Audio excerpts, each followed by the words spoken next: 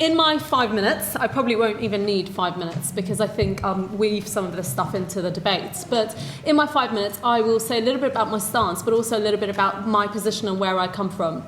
So I set up InspirEngage International in 2009, but that was after 11 years of volunteering. If any of you are students or you're venturing into a new idea of social enterprise, I would definitely, if you're at the start of it, would advise you to go and do some volunteering, get involved, get an insight and build your experience and also your kind of real kind of understanding of the complexity of the world that you want to operate in and the world you want to change, whatever your issue, your social mission is. And I got the opportunity to do that since the age of 13.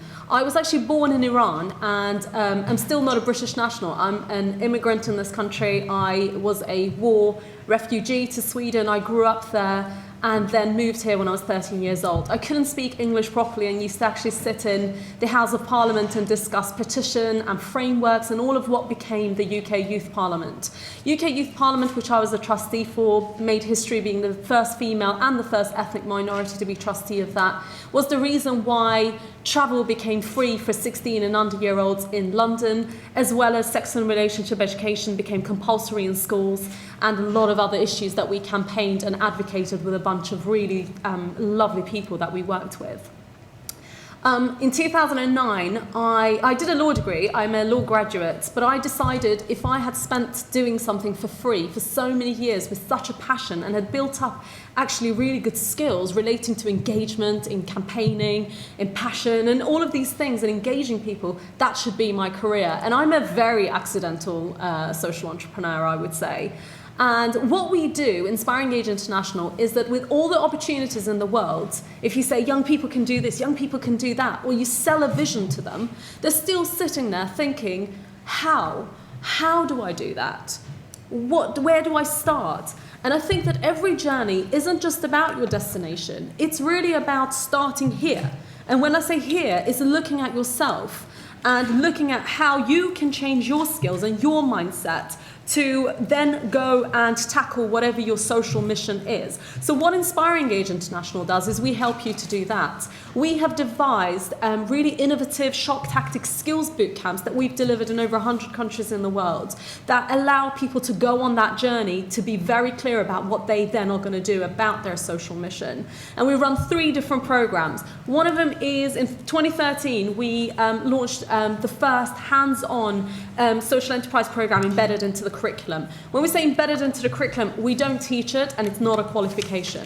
I'll give you an example. We ran one in Solihull with one of the colleges there. And let's say Johnny in construction, he studies construction, he has skills to fix something. We partnered with the local police. The local police said, here are vulnerable people who just need something fixing.